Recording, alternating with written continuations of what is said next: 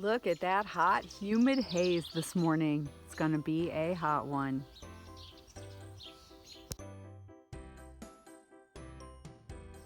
But my gardens are loving this weather.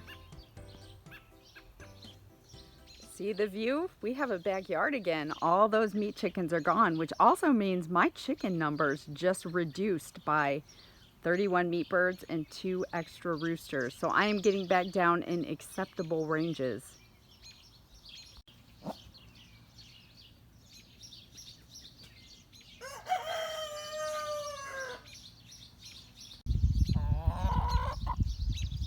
Do any of you chicken owners have gripey chickens like this? I always have a couple that just like to follow me around griping all the time.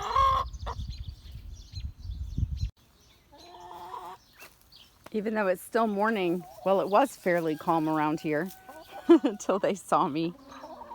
Everybody's just been chilling, finding some shade. It's not bad yet this morning, but we've been about 90 here this last week. It's been warm. Not super humid, but the next couple days is going to be humid, and they're talking heat indexes, or however you say that, right around 100. So it's going to be warmer than I would prefer here.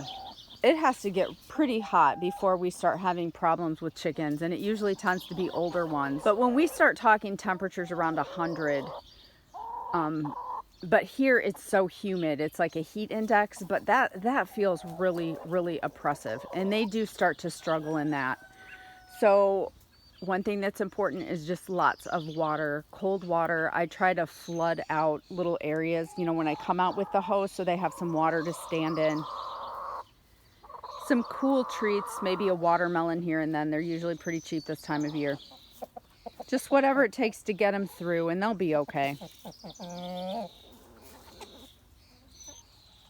Here's the latest look of my little speckled hen. I love this chicken. She is so cool looking. Still not sure what her deal is, but look how cool she looks.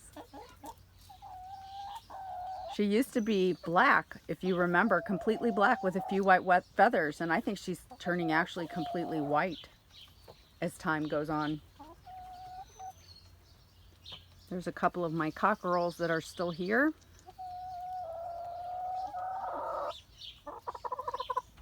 I've already been out with their food this morning, so they're just kind of chilling out now. I do have some super exciting news, something I've been waiting for. And I looked in this little place today. Can you see it?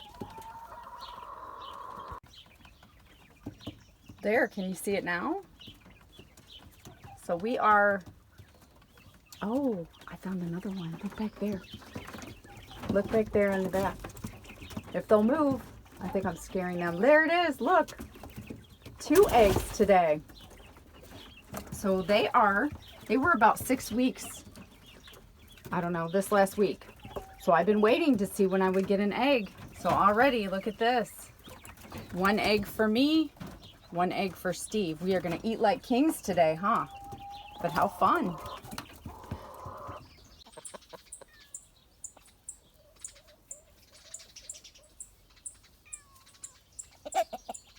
Seven weeks later, and Steve has his garage back. No more meat chickens. We've got the area cleaned up, as well as also have our backyard back. So 7 weeks of kind of weird and gross, but it's over before you know it. And now we have a freezer full of meat. I'll show you how that went.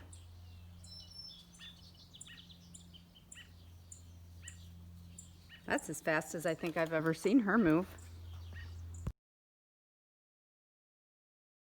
Okay, we're gonna weigh a couple of the meat chickens. So here is one. This is one of the bigger meat chickens that we had.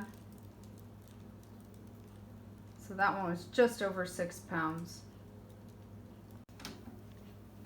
And that's what that one actually looks like. So a really nice sized chicken. And here is another one.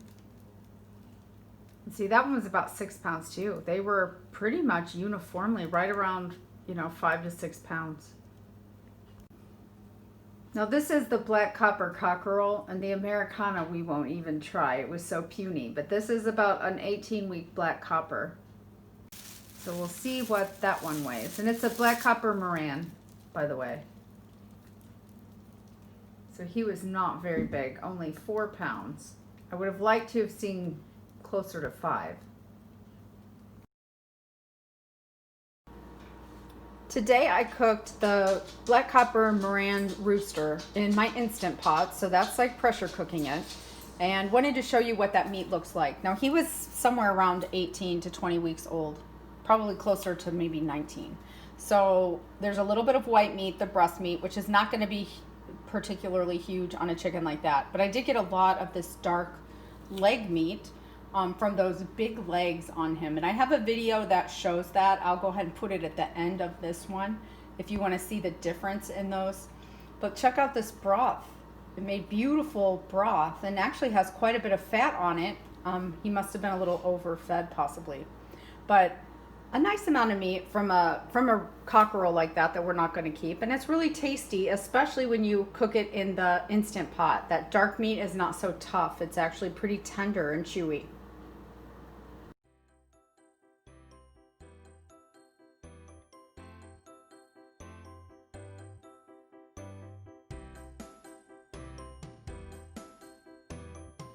There it is, filled to the brim. That is all chicken.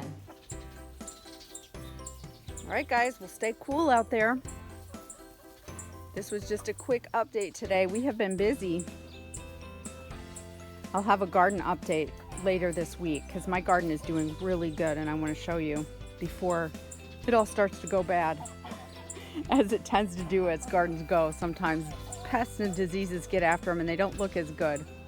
But you guys have a great day, and thank you so much for watching. I'll catch you the next time.